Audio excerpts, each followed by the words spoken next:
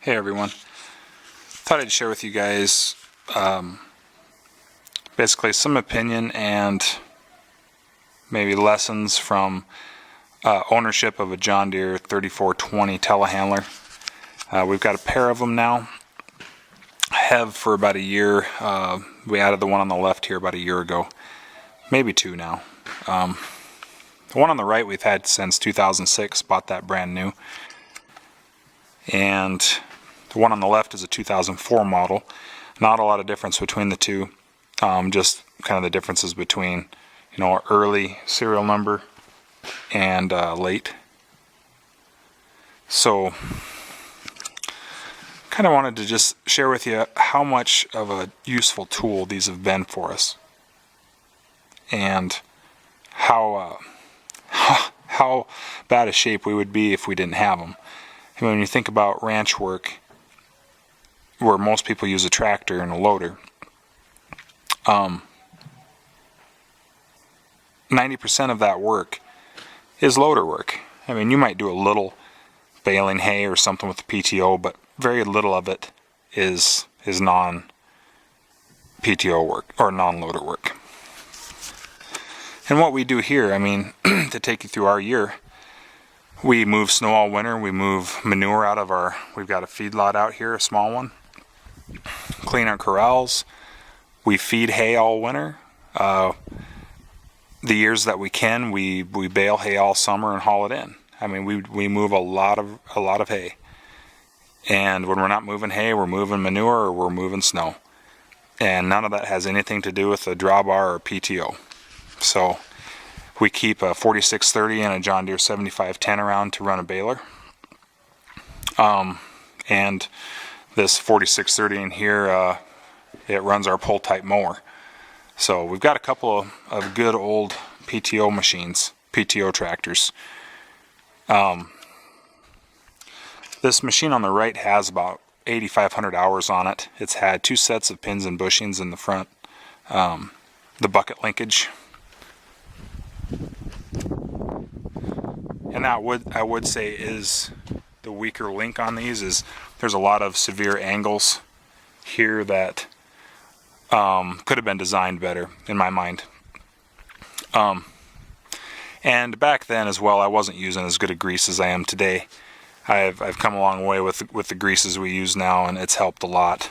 I mean, this machine here has never had a set of spindles or kingpins, I guess you'd call them, in the front end. So that speaks a lot to the grease that we've had. But one thing about these, they are a little cold-blooded. We've got tarps over the back ends, and we kind of pull it up a little bit there so they can breathe. When it gets real cold around 0 or below 0, we pull those down, and that helps keep the engine warmer, helps stop any fuel gelling, because they will gel if you've got too much airflow through there. One thing that they did that really upset me when they built these, they put the air inlet for the engine right back here. Behind this screen, the air inlet is right there, right where the radiator is. Couldn't be a dirtier place on the piece of equipment to pick up air.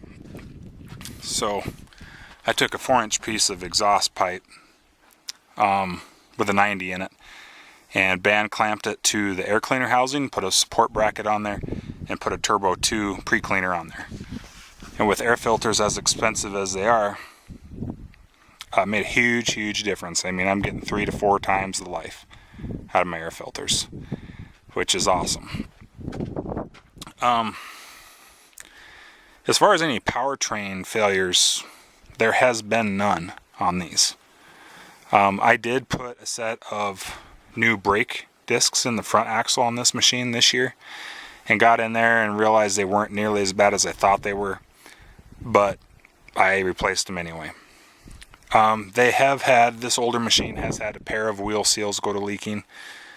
A lot of that is from net wrap that from feeding hay, comes off the bale and gets caught in a wheel, and you don't see that little string, and pretty soon you got a leaking wheel seal. That kind of stuff just happens with the piece of feeding equipment. But huge asset to these machines is their lift capacity. These telehandlers have a lift capacity of around 7,000 pounds.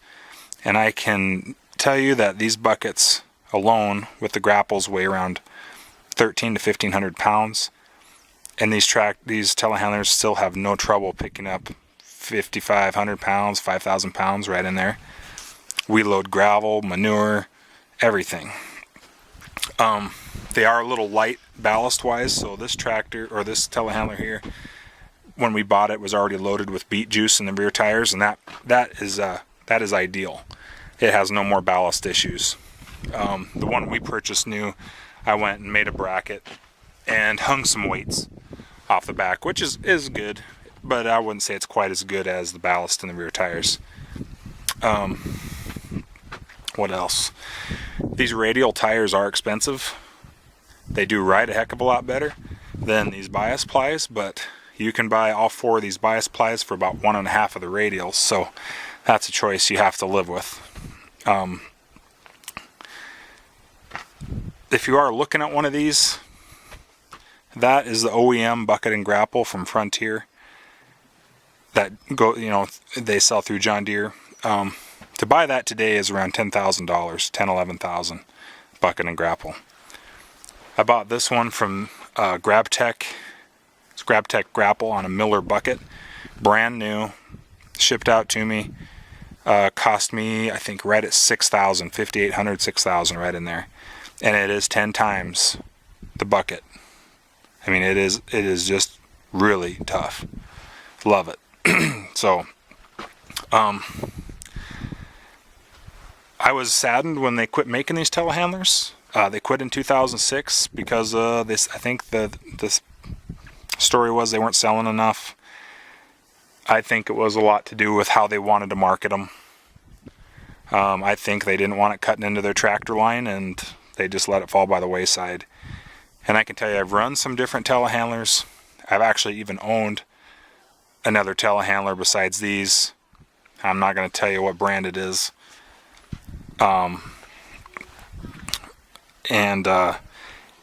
It didn't hold a candle to this. I mean, and unreliable, terrible piece of equipment.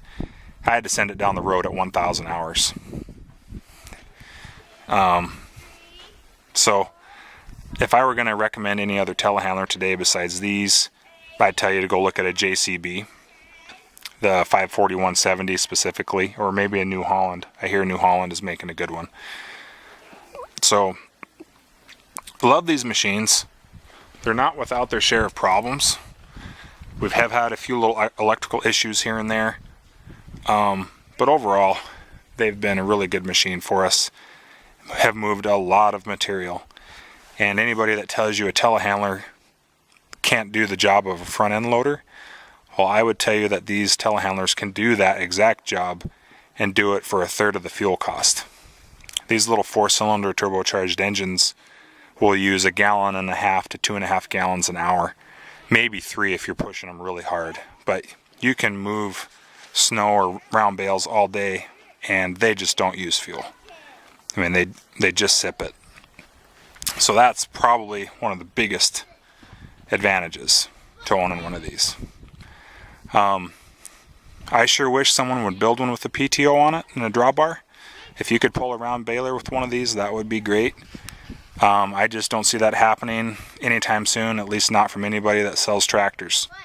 So that's basically my take on these. I hope you enjoy the video. If you have any questions on them, feel free to ask.